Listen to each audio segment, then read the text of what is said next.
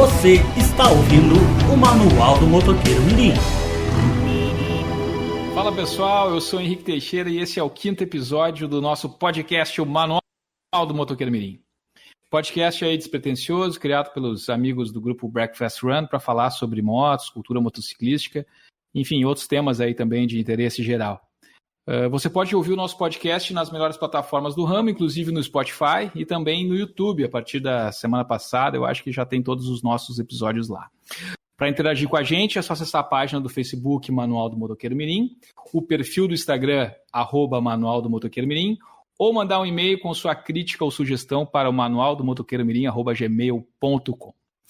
Bom, a pauta de hoje vai seguindo uma linha sobre as nossas diversas utilidades, né, pessoal? Tudo aquilo que a gente vem falando desde que começou esse projeto e chega nesse assunto que é, na minha opinião, um dos mais divertidos, que é a hora de viajar.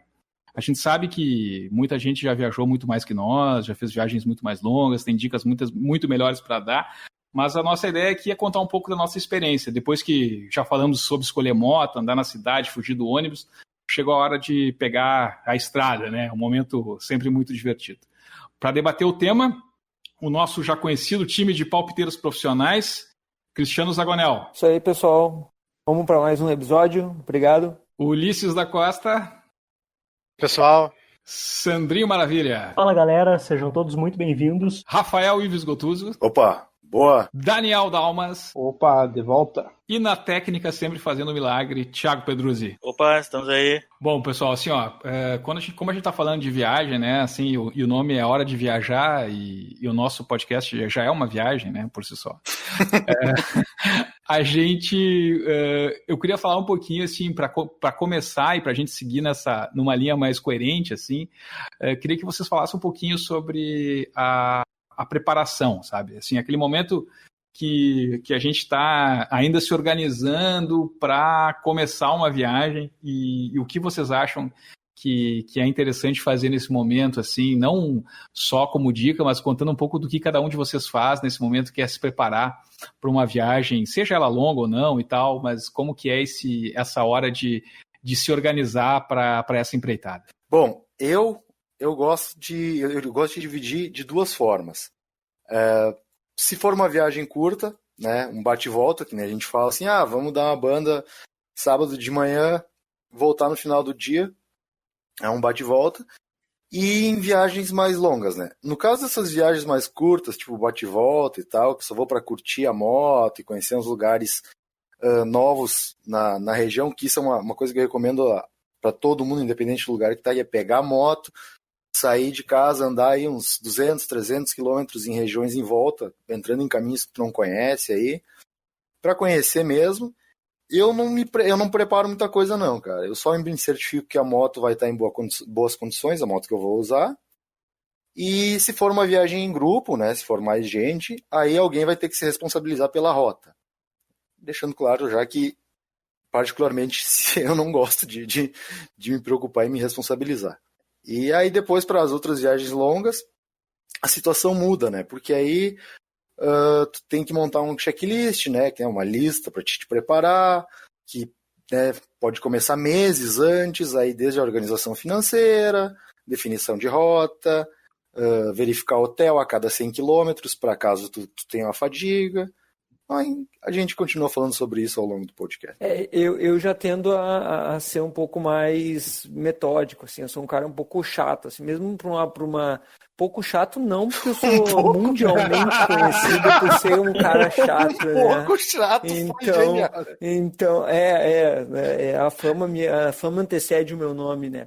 Então eu gosto de saber, pelo menos, ter uma rota pré-desenhada, mesmo para voltas menores, assim, que tu tenha um grupo, eu sempre tendo a ter a rota bem desenhada, bem na cabeça. Gosto, inclusive, de combinar com o pessoal, que se o pessoal quer se sentir confortável, porque eu tenho a tendência a sentar na moto e meio que não parar, sabe? Eu passo pelos pontos, se o pessoal não pede para parar, eu geralmente sou o cara que segue viagem, né?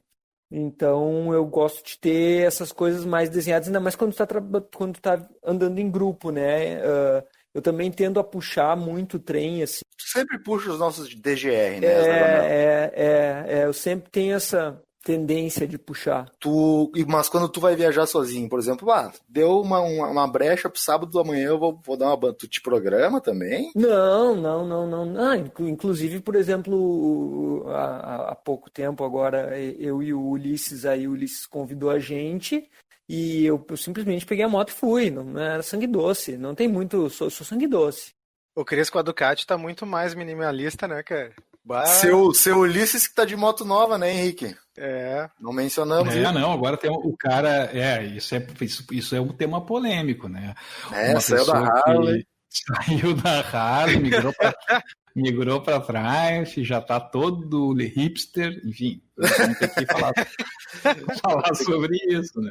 Já é o segundo. É isso, só anda de blazer, de veludo e gravata, né, cara? Tomando cerveja artesanal, deixou bigode, tá estranho.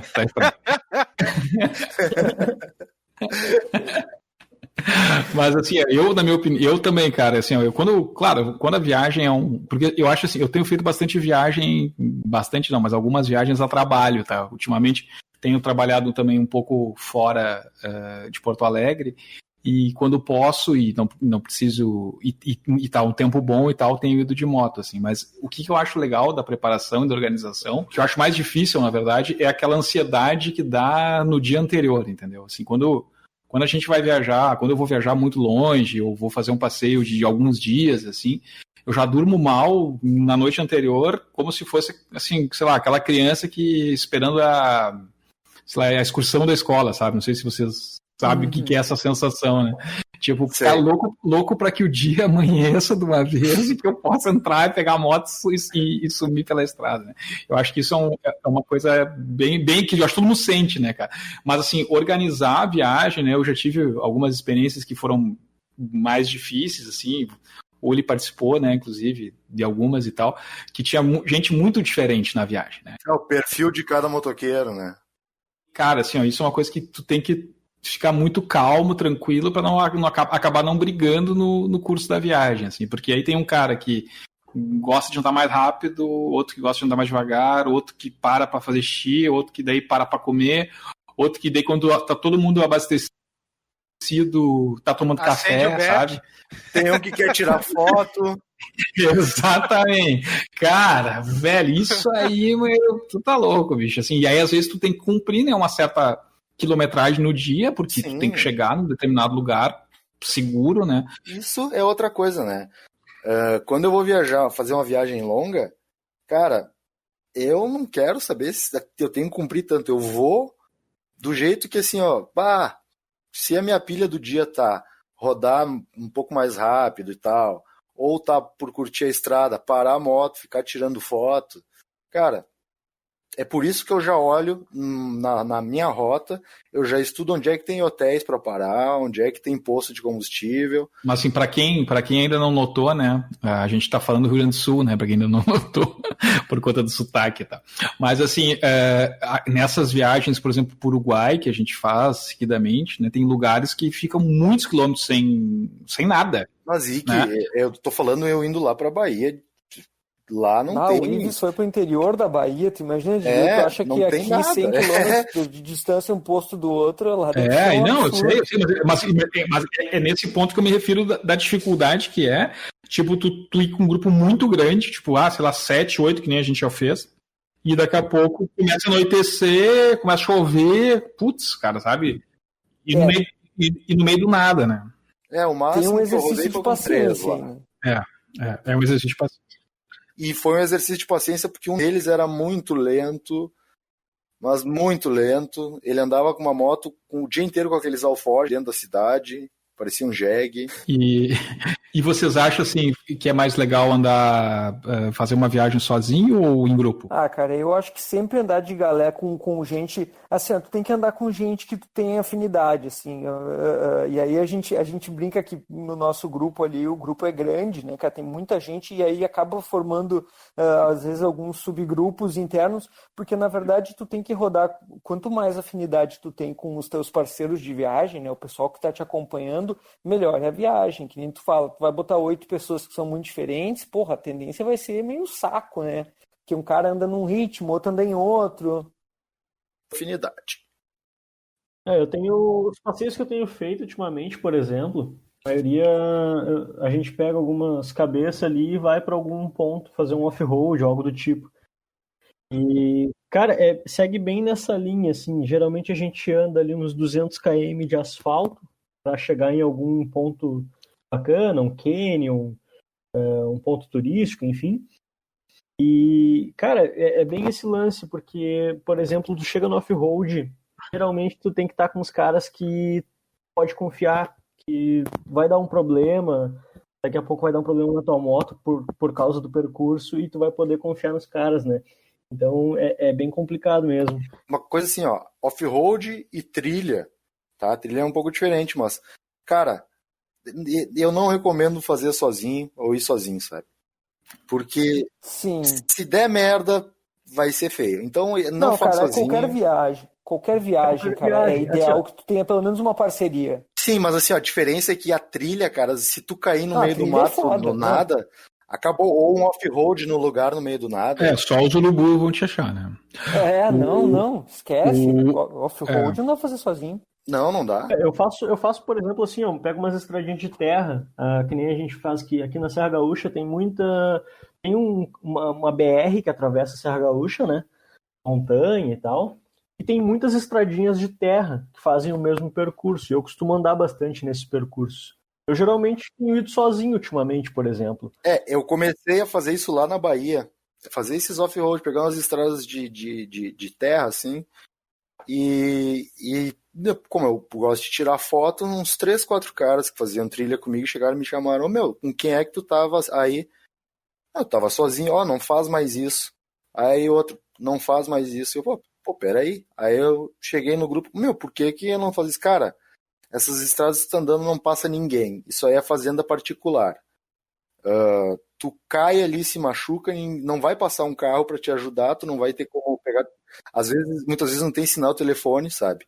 É um deserto mesmo. Essa região daqui do Rio Grande do Sul para cá, tu ter sinal de telefone, beleza. Mas lá a operadora que eu usava não tinha sinal, e mesmo assim a operadora que tinha sinal lá às vezes não tinha. Mas assim, essa coisa do sinal telefone, mesmo aqui, é bem comum ficar na estrada sem sinal, né? A vez que eu caí, que tava só eu e o Chaim, que eu caí com a moto, eu caí numa região ali da serra mesmo, tinha sombra ali, não tinha sinal de celular. E se não fosse o Chaim ali, eu ia passar um perrengão ali para poder achar um resgate com guincho, cara. Foi porque nós estava junto e ele voltou e ele viu que tinha tido problema e ele me fez. É isso que não te machucou, né? Não quebrou nada, não quebrou pedra. Eu não me machuquei e tal, né? Eu passei por 2 situações assim que foram complicadas. As 2 vezes na região Nordeste. A primeira vez foi levando aquela TX 650, uma moto antigona, né? 45 anos ela tinha na época, 74. Conta um pouco, levando da onde para onde? Conta que essa aí vale a pena. São Paulo, eu saí de São Paulo com a moto, uma moto de 1974. A gente vai postar a foto depois da moto, a TX 650. 1974 para Barreiras, na Bahia, no interior. A média, 1.800, 1.900 quilômetros. Primeiro dia da viagem, eu peguei e... beleza, a moto foi tranquila. Quando eu cheguei, eu saí de São Paulo, aí eu cheguei em Sorocaba, em Sorocaba não, em Uberaba. Minas. Isso, em Minas. A moto, começou aquele para e arranca no trânsito, eu vi que a embreagem começou a ficar ruim de engatar a primeira. Mas cheguei no hotel, guardei a moto, desci as coisas dos alforjes, subi, tomei uma cerveja, né? Fiz uma festa lá na cidade. No outro dia de manhã, desci os alforjes, botei na moto, fui fazer a moto pegar, bati o pé assim e o pedal foi lá embaixo e nada, né? Aí graças ao nosso grupo e graças àquela coisa que eu falo assim, que se tu vai rodar com uma moto antiga, tu tem que ter um mínimo de conhecimento. Eu conversei com um amigo nosso aqui do grupo, não tá aqui, o Bino. Ô Bino, o que pode ser aqui? O que pode ser, será? E ele puxou o manual da moto e me mandou, essa moto tem uma rosca infinita, pode ser isso. Eu apertei essa peça, bati o pedal e a moto pegou. Aí eu segui viagem. Fui até Brasília, tranquilo. No terceiro e último dia, quando eu estava chegando em Barreiras, tinha 2 caminhos, né? Um dos caminhos eu olhei assim, uma estrada absurdamente linda. Mas assim, ó, vazio e o campo todo aberto, sabe? Não via nada, assim, parecia tipo, sei lá, paraíso. Aí eu olhei, eu vou por aqui. A placa dizia que chegava em Barreiras, eu vou por aqui, né? Coloquei a moto ali e eu recém tinha abastecido a moto. E Barreiras dava tipo 180 quilômetros. A moto tinha uma autonomia de 200.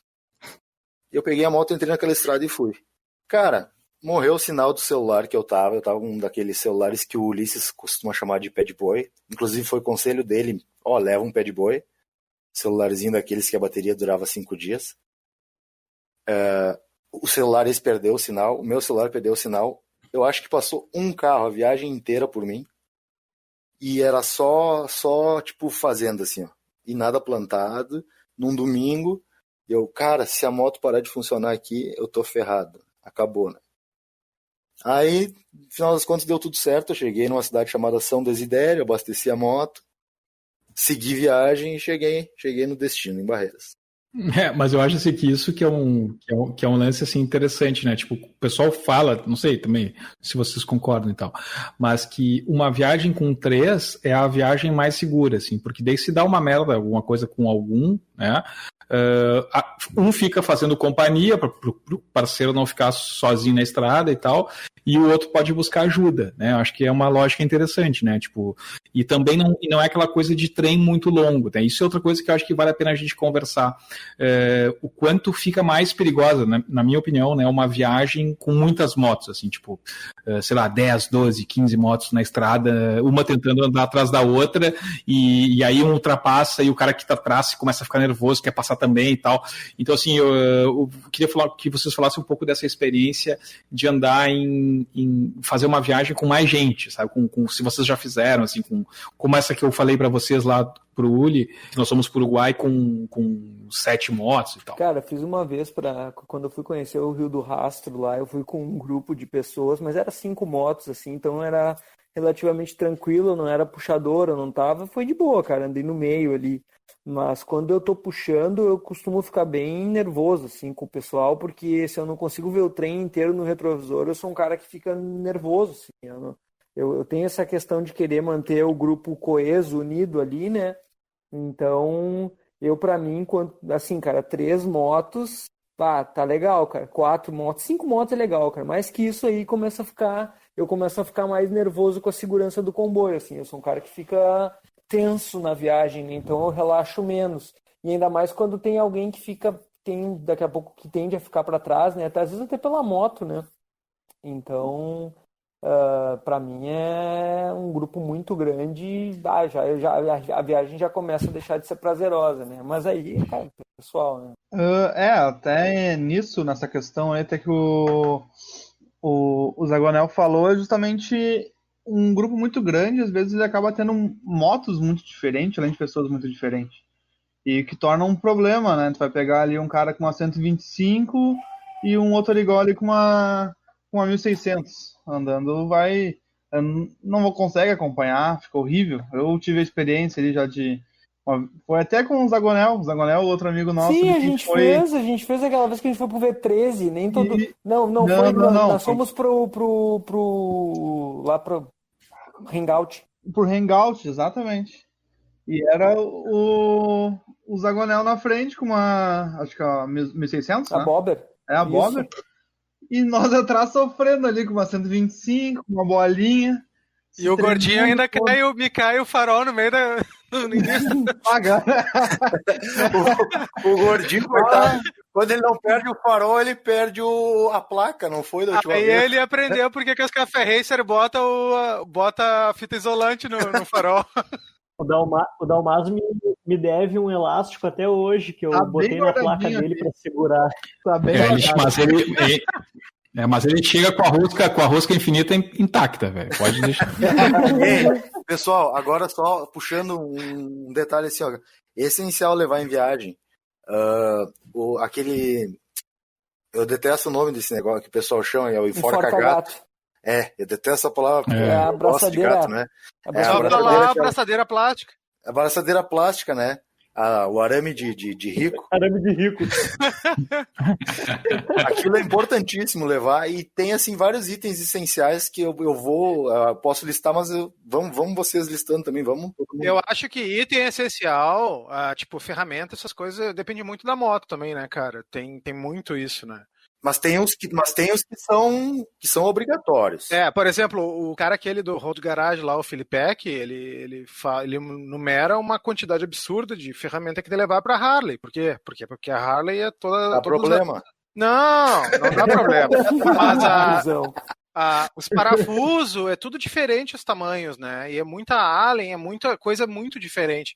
Que nem tu falou esses dias, a Triumph ficou...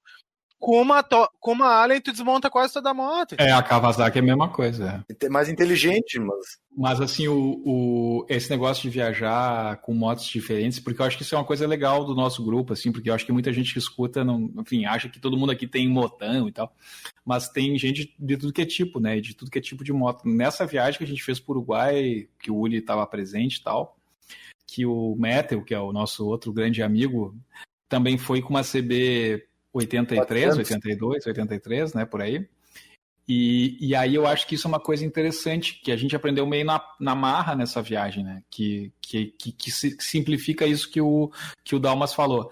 Tipo, a gente se deu conta no meio da viagem que deixar o Matthew para trás do trem era muito mais sofrido para quem tinha a moto com um desempenho melhor. Porque a gente ficava preocupado com ele, olhando o espelho toda hora, ele se sumindo, né, no horizonte lá, e a gente segurando para ele esperar. Então, no meio da viagem, e isso eu sei que existem teorias e pessoas que viajam muito sabem que é assim, a gente se deu conta que botar ele...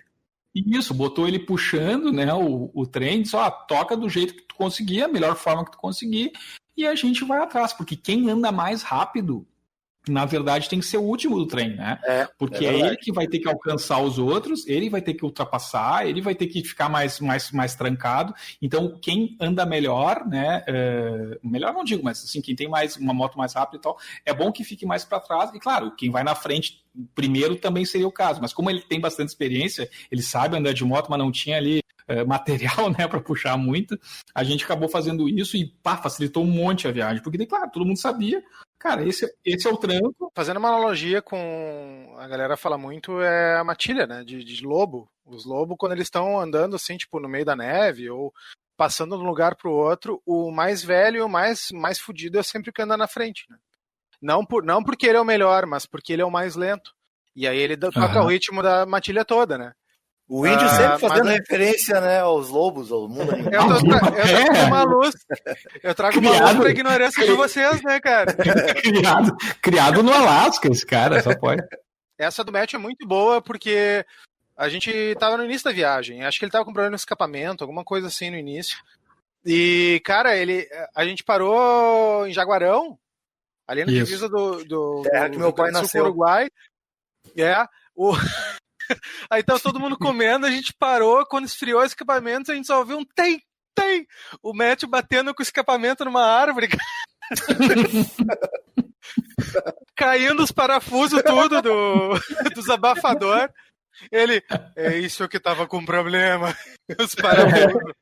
Explica aí, Uli, que o Matthew, ele não é daqui, ele é sul-africano e mora no Brasil, ó. Então ele tem um sotaque, por isso... Tem um sotaque... Engraçado. Ô, gurizada, e na verdade isso tem um estudo até na administração, na parte de produção, quem estuda produção, né, métodos produtivos, que chama a teoria das restrições, né? A teoria das restrições, ela considera que o gargalo, né, ou seja, aquele elemento que é o mais lento de um sistema, ele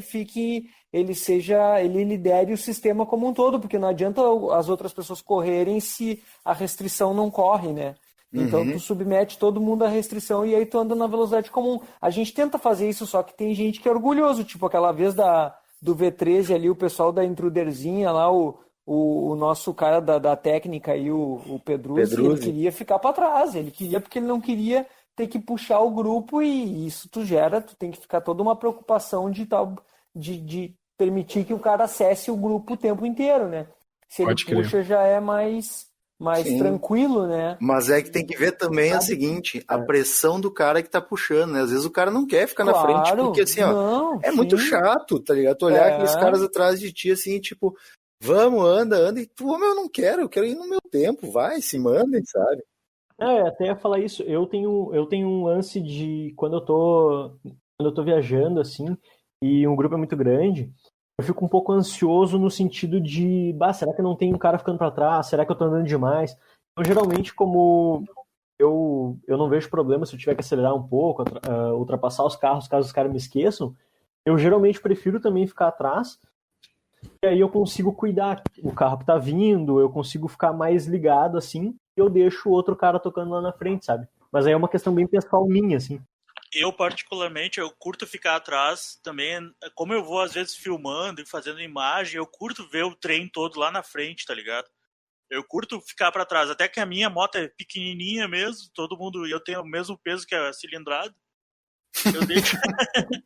É 1 para 1. É, 1 para 1. E daí eu curto ver o trem andando na frente, assim, agorizado, e até eu fico pra trás, às vezes, porque a moto não vai, principalmente subindo serra. Mas eu curto ver mesmo. Eu curto isso também. Eu gosto eu gosto de sempre ir por último, que não me encha um saco, sabe? Deixa o cara lá atrás, na dele. Sabe que muda quando a gente chega no off-road. Eu gosto de ir na frente, cara, porque daí o que acontece? Como eu sou o cara que tô filmando, tirando foto, eu vou lá na frente, toco um pouco e fico esperando a galera passar. Tá, mas aí que tá a questão. Aí é uma outra coisa, já é outro cenário. Tu vai viajar, tu vai fazer um passeio aí para fazer uns vídeos, ou tu vai fazer um passeio. Eu não gosto de sair para fazer um vídeo e para passear no mesmo dia. Ou eu vou fazer um vídeo, vamos fazer umas cenas, então vamos combinar, porque aí tu vai ter que voltar, vai ter que passar devagar, ou vamos rodar. É aquele bagulho que eu sempre falei, né, cara? Ou tu vai pra curtir o rolê, ou tu vai pra filmar. Eu não consigo fazer os dois ao mesmo tempo. O que acontece? Eu aproveito as viagens legais que a gente vai fazer, por exemplo, combinei com um grupo de amigos que a gente vai viajar pra um lugar bacana. E aí eu aproveito pra fazer um vídeo. É basicamente isso, entendeu? Geralmente o cara que puxa e o que fecha são os caras que estão mais fodidos na viagem, assim, são os caras que ficam mais tenso, né? Eu geralmente eu puxo mais porque assim, porque chega a hora ali que juntou 10, não 10 não, porque a gente nunca conseguiu andar em 10 pessoas no grupo, né? Mas juntou 4, 5 ali, começam a se olhar, tá quem puxa, quem vai, então às vezes eu já puxo porque, puxa e vem, sabe? Mas pra não ficar ali, quem vai, mas é óbvio que é muito mais tranquilo tu tá no meio do trem, porque tu tá curtindo diferente, tu tá vendo a galera ali, tá um pouquinho mais despreocupado do que tu puxar ou fechar o trem. Fechar também é um negócio tenso, porque daqui a pouco tem um cara que colou em ti. Fazer viagem mais longa é complicado também, quando tu tá puxando e quando tu tá atrás. A gente normalmente, eu puxo normalmente também, quando eu tô viajando, e, cara, é um saco. O primeiro da fila é sempre o cara que é legal porque tu começa a criar uma consciência coletiva, assim, tu começa a pensar sempre no grupo. Então tu vai fazer uma ultrapassagem de um carro, tu vai pensar, será que vai dar para todo mundo ultrapassar? Senão tu não vai, entendeu? Porque senão vai dispersar o trem, é complicado.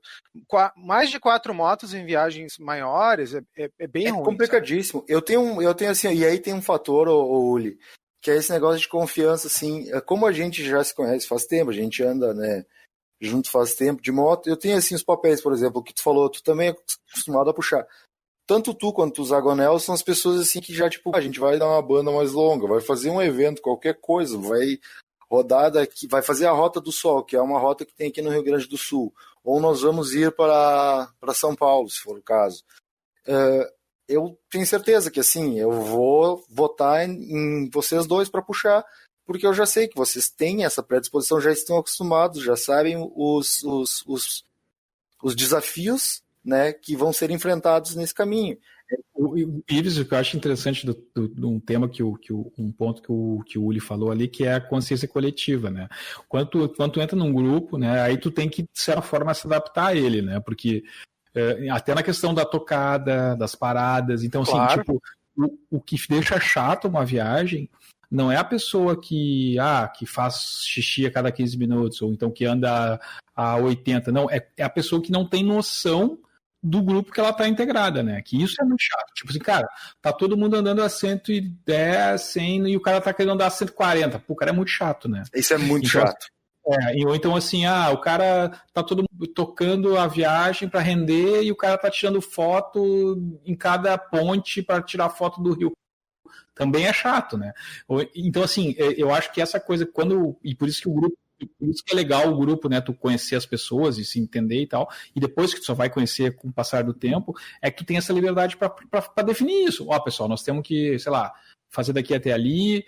Se a gente achar um lugar legal, todo mundo topa parar para tomar banho de rio? Todo mundo topa. Beleza, isso tá ótimo, entendeu? Aí tá dentro do espírito tomar coletivo. Banho de rio contigo? O brabo é quando o cara... Tu sempre foi teu sonho. O brabo é quando o cara acha que tá, tipo, sozinho com mais gente, sabe? Mas isso não é só na viagem de moto, né? Isso é em qualquer situação da vida, né? Eu tive uma vez, quando eu fui para Rio do Rastro, assim, fui com um grupo, né? E aí o grupo parou num hotel.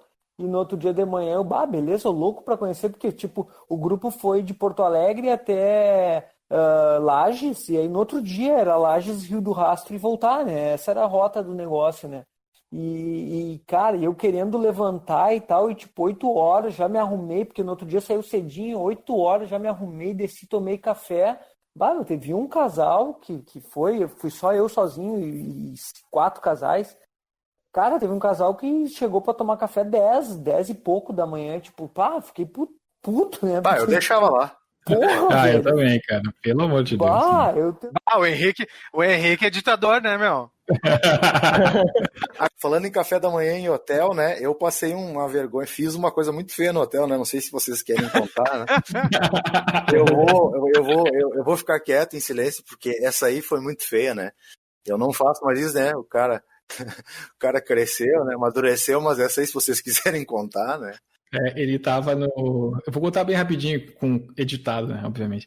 Nós tava no hotel de manhã, todo mundo super empolgado da viagem, e ele falando um monte de palavrão, cara, no hotel e tal, falando palavrão, e eu fui... Puto da vida! E aí tinha um casal, acho, né, com família, assim, tal, e a pessoa se levantou e falou, pô, que isso? Falta de educação, falando palavrões no ambiente familiar e tal. Então... Um monte de criança, João. Não, o cara apontou pra filha dele e falou assim, olha minha filha aqui, ela não tira o olho de ti, ela tá ouvindo tudo que tu tá falando, cara. E aí o Ivo só falava, desculpa, cara, desculpa, perdão. Não, desculpa. Pior assim, ele não falou me ameaçando, ele falou de um jeito reprimido, pior, cara, que tu te sente um bosta, sabe? Tipo assim, Era tipo o pai do cara dando lição de moral. Um pai, cara, Exatamente. É a estrada da vida, né, meu? Não adianta. Cara, assim, eu passei, se ele tivesse me xingado, seria melhor, se ele tivesse tipo, eu vou te bater, seria melhor do que, cara, me tratou que nem um adulto, falou, olha a criança te olhando. Aí eu olhei a guriazinha me olhando assim, meu Deus do céu, eu sou um cavalo. Que vergonha. Mas a viagem foi interessante. Mas o Cris falou aí de um negócio legal, assim, eu sei que tem uns que costumam viajar sozinho, grupo e tal, mas uma coisa que vale a pena falar, eu acho, é sobre viagem com as companheiras, namoradas, mulheres, esposas, ou maridos e tal. Vocês curtem esse tipo de viagem? Acham que esse tipo de programa é legal e tal? Claro que é. Eu acho bem massa, cara. São rolês... são rolês completamente diferentes, né? Tipo, quando tu tá com só uma gurizada andando num trem, aí tu dá o rolê, é um tipo de rolê. Com a mulher é outro completamente diferente, mas aí vem da consciência coletiva, entendeu? Vem do cara ter a noção de que ele vai parar, ele vai demorar mais para sair. Se tá todo mundo alinhado com isso, eu acho que é ótimo. O problema é justamente o cara não estar de acordo em harmonia com o resto todo. Isso que complica, na verdade. Eu acho que qualquer tamanho de trem, seja a circunstância, o cara tá com casal e garupa, enfim, todo tipo. Sempre o cara tá ligado. O cara saber que tem horários e coisas a cumprir, é só isso. Eu acho que é legal também um dia a gente falar com a Dani, né, e com o Dex, são nossos amigos e tal, que são um casal que viajam juntos, mas cada um na sua moto, né? Também é bem legal, bem diferente. Diferente não, mas enfim.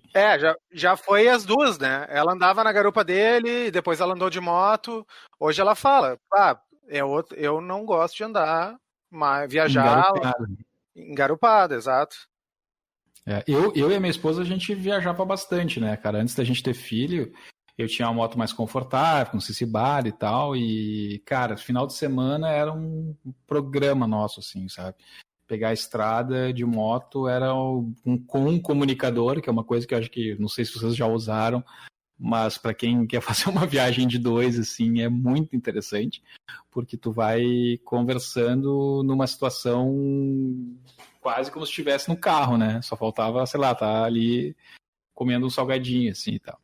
E foi uma viagem, e sempre foi uma coisa muito legal, assim, eu sempre gostei muito disso de viajar junto com a esposa e tal, acho que é um negócio bem legal, porque, como tu falou, totalmente diferente da vibe de sair um monte de marmanjo pelo mundo, assim, né, cara, dormindo em qualquer lugar, e, enfim, é uma outra pegada, né?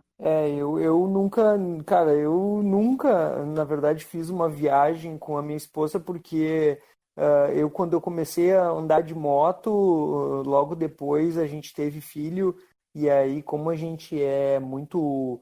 nós não temos, tipo, nossos pais não moram por perto, eu não tinha com quem deixar o meu filho, então a gente acabou que a gente nunca teve muito esse hábito. Eu tenho um pouco de receio, assim, eu tenho um senso de, cara, se ela tá comigo, se eu cair, foda-se, mesmo óbvio que tu tem família e tudo, tu não vai, né, mas se eu cair, para mim é meio pesado, assim, a responsabilidade de estar carregando uma pessoa comigo, assim, que o buraco é mais embaixo. Eu posso cair com isso, né? Eu sou um pouco noiado com isso. Esses tempos que a minha rotina mudou bastante, eu comecei a usar mais a moto na cidade, assim, no dia a dia, e aí eu tava levando meu filho pro colégio de moto, tava levando a minha esposa de moto pro trabalho e tal. Eu senti que, não, na realidade ia ser bem tri, assim. Então é um negócio que tô esperando meu filho fazer ali 12 anos, que ele não vai querer mais estar comigo, e aí não vai mais querer estar comigo com a minha mulher, e aí a gente deve começar a fazer mais viagens juntos, assim, que é um negócio que eu quero muito fazer, mas hoje é bem complicado. Até porque 50% das motos do Zagonel é monoposto, né, cara? É só um lugar. É que uma coisa levava a outra, né? Eu na parte de customização, eu sempre vou preferir customizar. Eu acho que já é uma convicção minha que monopostos são muito mais legais que 2 lugares para customizar, né? Então, um conceito que tu tem. É meu, isso, exatamente. Dá pra ver que é uma pegada de todas as motos que tu mexe. Quando a minha esposa não andava comigo, eu customizava. Mas agora a ideia, por exemplo, com a Ducati, é não mexer mais, né? Ficar com ela assim e poder rodar com ela ou com o meu filho, porque o meu filho também tá gostando de andar, né? Eu sei, eu vi aquele dia lá que a gente levou ele, acho que a gente até postou foto dele andando de moto, enlouquecido pra dar uma voltinha de moto, né? Sim, ontem ele me lembrou disso. Ontem eu fui levar ele pra andar de bicicleta, fui pedalar com ele e ele me lembrou, pai, tu sabe que tem crianças que andam de moto. Me largou esse papo, assim, eu falei, não, mas como assim? Tu tava até aquele dia que o Ives te levou e tal. Ele falou, pois é, mas o menino andava de moto, sabe, tipo aquele papo induzindo pro negócio, assim. Eu falei, pois é. Aí ele puxa um vídeo de uma guriazinha de 6 anos no Facebook sim, com tá de uma mini agora, moto. né? Sentando ali a botina ainda, inclusive, né, cara? E aí eu meio que encerrei o papo por ali, né? Agora vocês falaram, eu vou ter que vir com uma curiosidade, né, cara? Não adianta. Resolveram colocar aqui, eu vou ter que vir com curiosidade. Falaram em mini moto e coisa. Vocês sabem aquela motinha pequenininha da Honda Monkey, né? Que foi vendida lá fora. Bem pequenininha, que era para crianças originalmente. Ela não tinha suspensão traseira, rabo duro, né? Como a gente fala. E aquela moto fez tanto sucesso entre os adultos, que a Honda fez uma versão com suspensão e virou um negócio que adulto compra, né? A maioria das pessoas que usa aquela moto para criança são os adultos, tipo os caras do tamanho da gente, que compram uma mini moto e sai andando. E tá até hoje aí. Hoje virou a Honda Groom. Lá fora tem.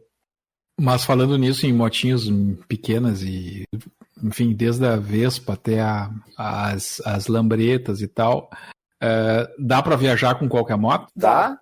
Claro que dá. Sem Depende da dúvida. tua capacidade de desconforto, né, cara? Tem isso. Tem gente que pega uma bis e vai até o Alasca. Assim, ó, É. eu acho que assim, ó, viajar com qualquer moto, que nem o Uli falou, o pessoal falou, é possível? Teoricamente é possível sim. Só que quando tu vai escolher uma moto antiga, tu tem que dar atenção para alguns detalhes, né? Se tu vai viajar com uma moto antiga, tu tem que, pelo menos o básico de mecânica, tu tem que entender. Saber quais são os defeitos que podem acontecer nela, os principais defeitos que podem rolar na moto, entendeu? Uma coisa que até o Ulisses chegou para mim e falou, né? Não sei se o Ulisses lembra disso, quando eu fui fazer a viagem da TX, ele falou, respeita a velhinha, vai na mãe. Realmente, eu fiz uma viagem ali que era 80, 90 por hora, respeitando o limite da moto, né? Porque sem forçar muito ela, porque é uma senhora. Então, tu pode viajar com qualquer moto, mas tu tem que saber as limitações dela, né? E tem que estar preparado para o que tu vai passar. Mesma coisa com uma Vespa, com uma Dream, com o que for, né? Respeito o aparelho sempre, né, cara? Eu sempre falo isso, na verdade.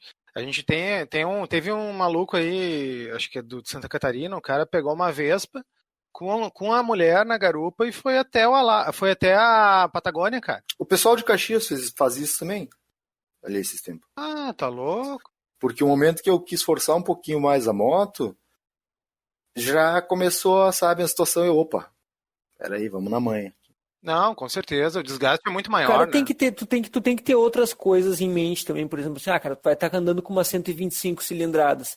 Cara, tu tem que saber que a parte boa de uma moto com sobra de motor é que aquilo tu nunca vai te botar em risco por falta de motor, né? Porque o cara se bota, acaba que tu vai tentar ultrapassar um caminhão e não deu. Tu entendeu? Uma 125 tu tem que planejar mais as manobras, as ultrapassagens e tudo mais, exatamente porque tu não tem a sobra. Então tu não vai andar 110, 120, até porque já é bem difícil, né?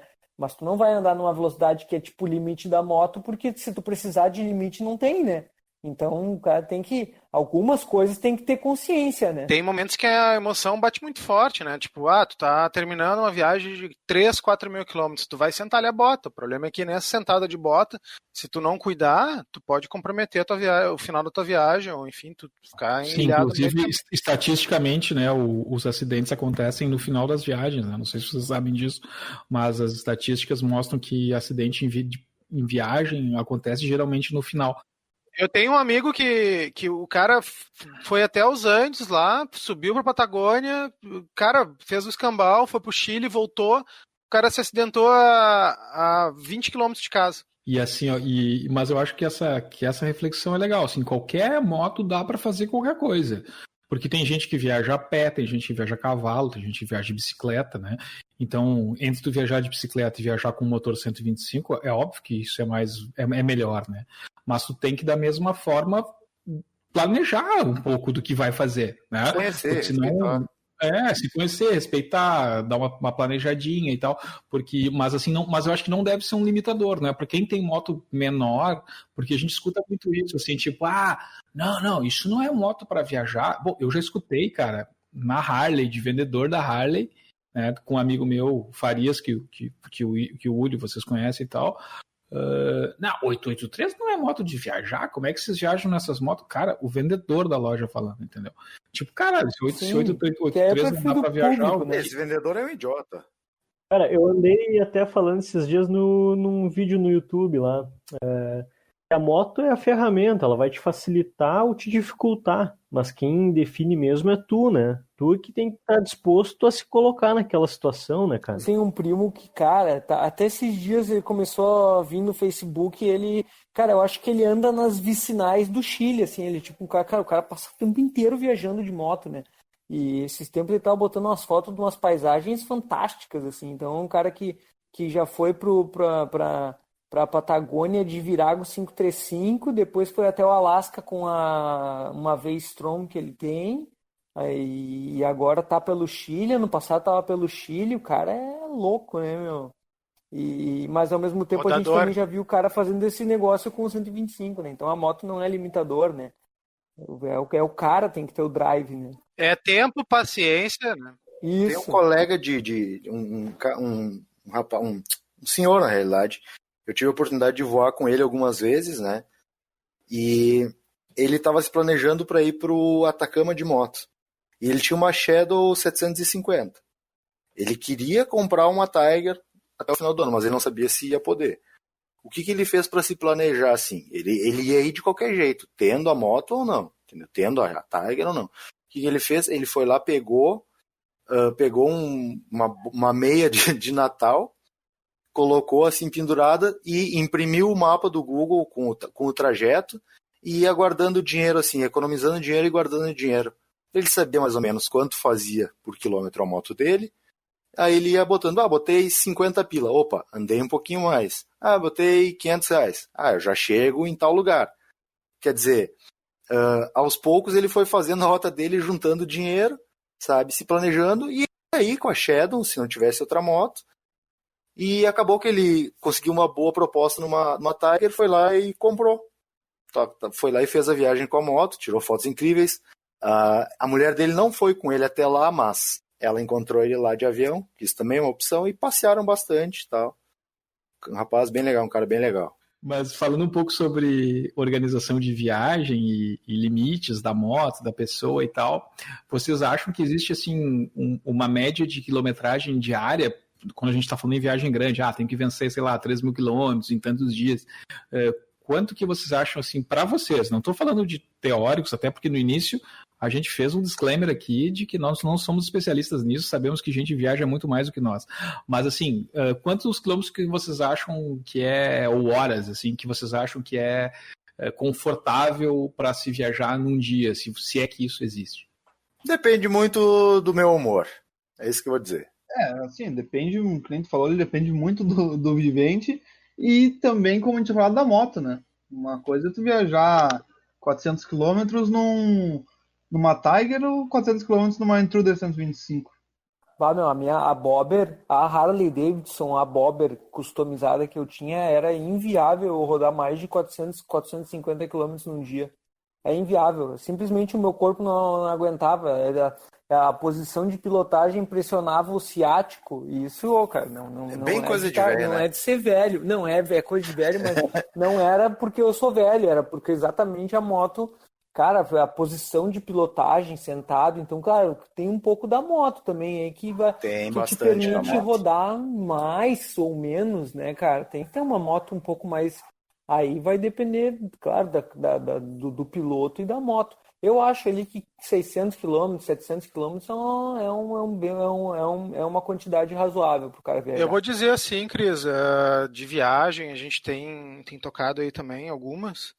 E a gente conseguiu num dia fazer com bastante gente, foi 7 ou 8 pessoas, a gente conseguiu fazer 820 quilômetros.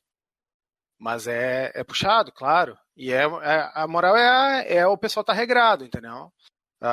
Claro, tem a ver com o tamanho da moto, tudo certinho, porque é óbvio que se tu for numa velocidade menor, tu não vai conseguir. E é dia todo, né, Oli? É dia todo, né? É o dia inteiro. Porque tem muito isso, tem pessoas que curtem, tipo, parar, tirar foto, para poder fazer um turismo, né? Eu acho que eu também acho que, na minha opinião, 700 quilômetros, é o limite, né?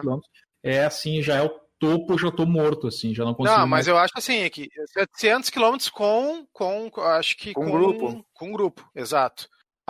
Sozinho o cara vai numa tocada mais forte.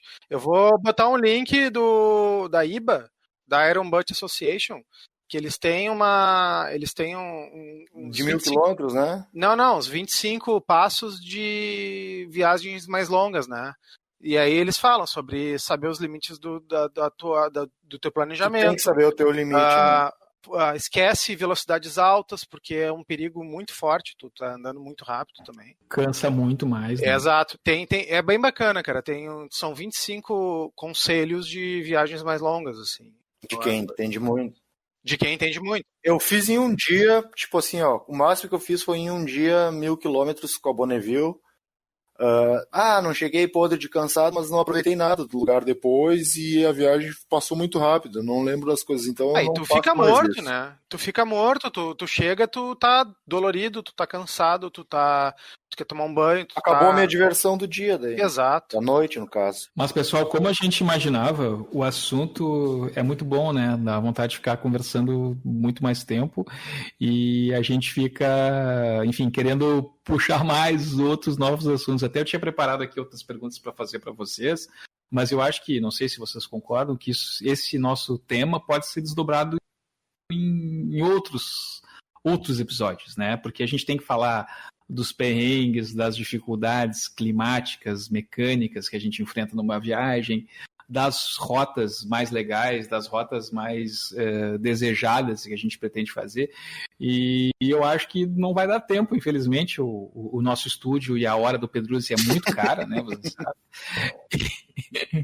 Então, assim, nós vamos ter que passar para o nosso próximo ponto. Acho que a pauta está, de certa forma, vencida. Não sei o que vocês acham. Eu acho também, eu acho interessante a gente quebrar em 2 episódios isso, porque tem muita história e tem muita coisa tem muita história e o assunto é muito empolgante, então a gente acaba falando bastante e não consegue falar de pontos que são importantes, né, para o pessoal ouvir. Vamos para o nosso próximo tópico, a dica foda. Esta é a dica foda da semana. A minha dica de hoje é um filme. Já dei uma boa dica aí, que é os 25 tópicos, os 25 passos para tu viajar a longas distâncias da Iron Bird Association. Mas eu vou falar de um filme. É um filme chamado The Best Bar in America. São 2 amigos que vão saindo de bar em bar nos Estados Unidos, viajando de moto para conhecer. E eles vão atravessando o país inteiro, conhecendo um monte de gente maluca e tal. Tudo sempre relacionado com as motos, né? Essa é a minha dica de hoje.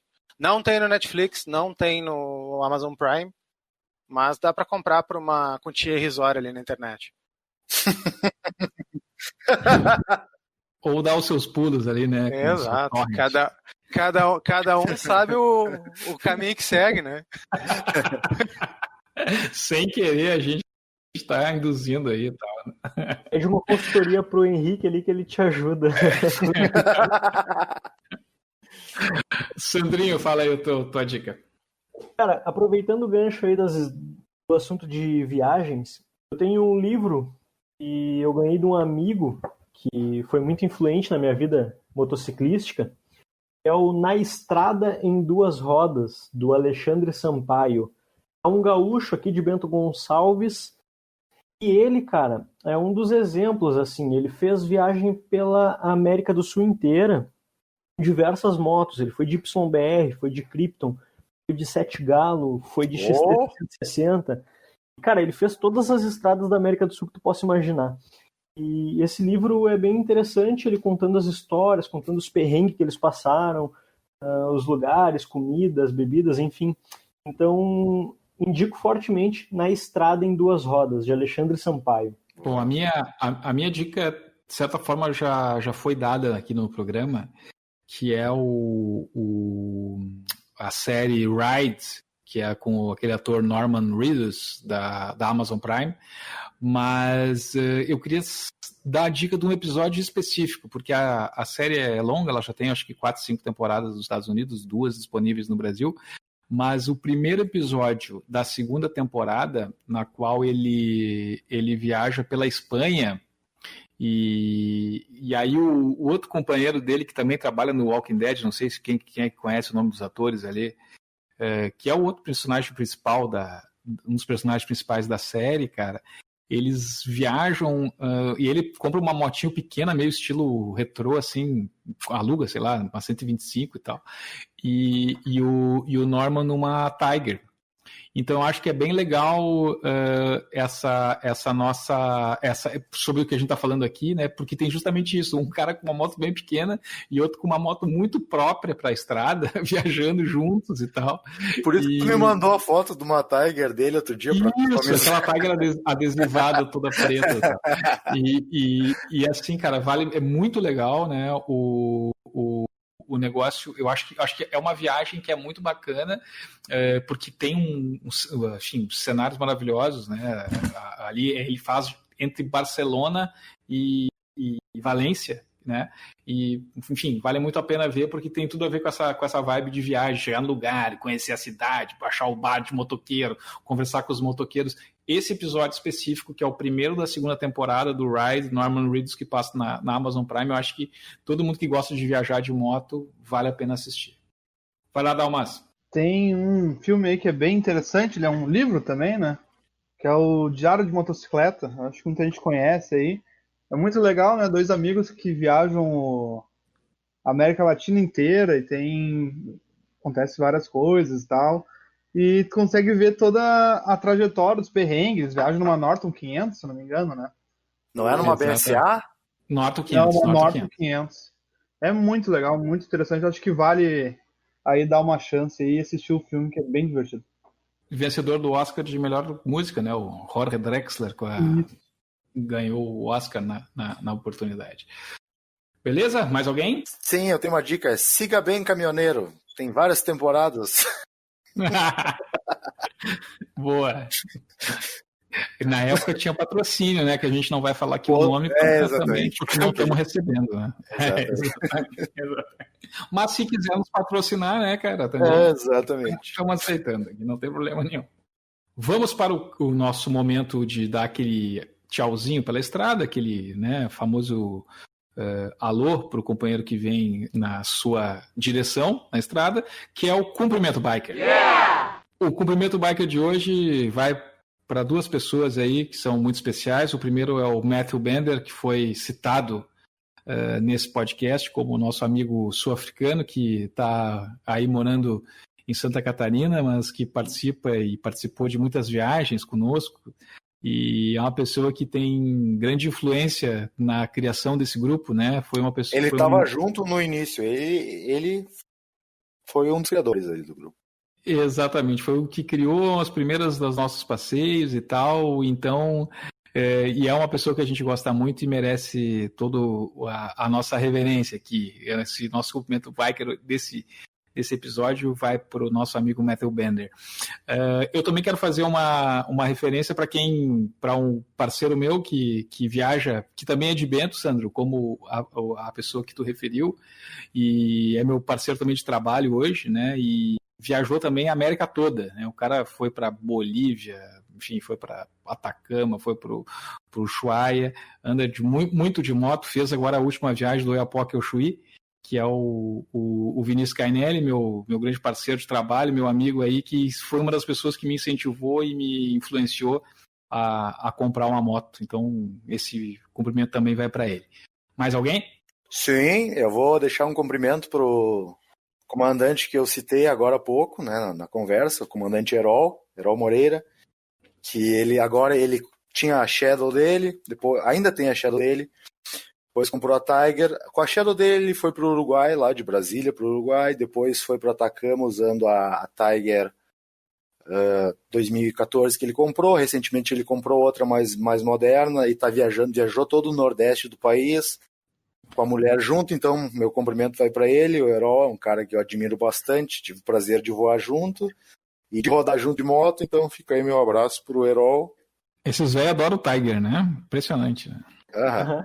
Meu cumprimento biker hoje vai para um grande amigo que quando eu comecei a andar de moto, ele estava sempre junto ali, a gente sempre andava junto, ele era bastante experiente e me passou muita coisa, que é o Thiago Zacher, e foi ele também que me influenciou muito a entrar para esse mundo do off-road aí. Então, esse é o meu cumprimento pro Thiago Zacher aí, grande amigo. Eu também tenho um cumprimento biker, esse vai, a gente falando de viagem, Uruguai, o Escambau. Esse cumprimento vai para o além, na verdade, né?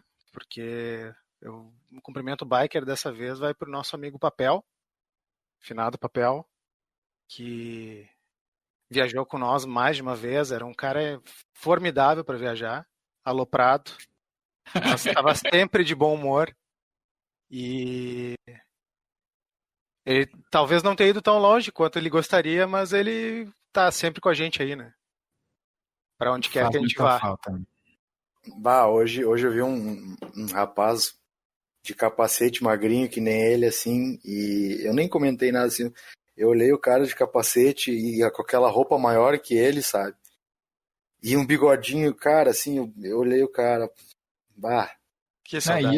Isso é interessante, né, Uli, assim, porque sobre viagem, e essa coisa de acompanhar trem e estar dentro do ambiente, ele, enfim, ele tinha esse nosso amigo acabou falecendo por circunstâncias, enfim, que não tem a ver com moto, nada a ver com acidente e tal, mas tinha uma situação de saúde, né, muito difícil, né, uma deficiência e tal, e mesmo assim ele viajava, né, cara, de moto, tendo um membro mais curto do que o outro e tal, e acompanhava muito bem, e andava junto com todo mundo.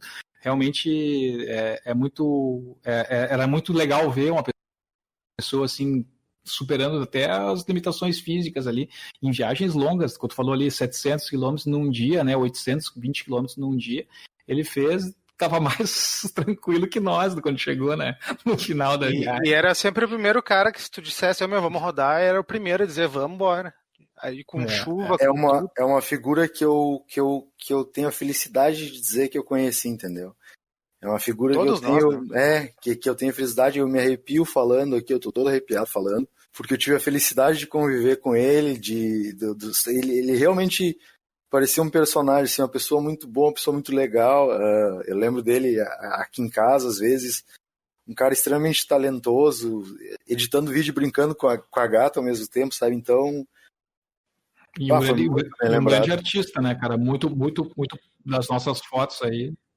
Porra, é isso que eu ia comentar, cara, uma sensibilidade pra fotografia que era impressionante, cara. Impressionante, eu tenho algumas das fotos mais, eu tenho uma foto do meu filho, assim, que é dele, que é disparada, assim, uma das fotos mais bonitas que eu tenho do meu filho foi ele que tirou, assim, cara. Então, um cara que, ele tinha uma capacidade de captar o momento muito, muito, muito e foda. tem a ver com assim, moto cara, também, realmente. né, queridos? Acho que vale a pena, né? Tem a ver vale com a pena moto, postar essas Tem a fotos. ver com moto, Não, eu tenho as fotos mais bonitas que eu tenho são dele, assim, foi momentos que ele tirou, sabe? E porque, bom, foi bem lembrado, então aí fica essa homenagem aí, Uli, pro nosso amigo Fabiano Papel. Vai ter muito post aí que a gente vai postar com só foto. Porque ele fez muita parte, faz parte desse grupo, né? Ele é parte da gente, ele construiu o que a gente é hoje também, né? Como todos que estão aqui. Valeu, pessoal. Esse, enfim, foi um dos episódios, eu acho, mais divertidos de fazer, porque lembra um pouco nesse momento que a gente está afastado, não podendo andar tanto, não podendo ficar tão junto, dessa coisa boa que é viajar, ficar juntos, sair, enfim, meio sem rumo, sem destino e tal. Valeu a todos aí. A gente está fazendo esses episódios de 15 em 15 dias. E na próxima quarta estaremos com um novo episódio, com um novo assunto, esperando todos vocês. Valeu, um abraço. Você ouviu o Manual do Motoqueiro Mirim.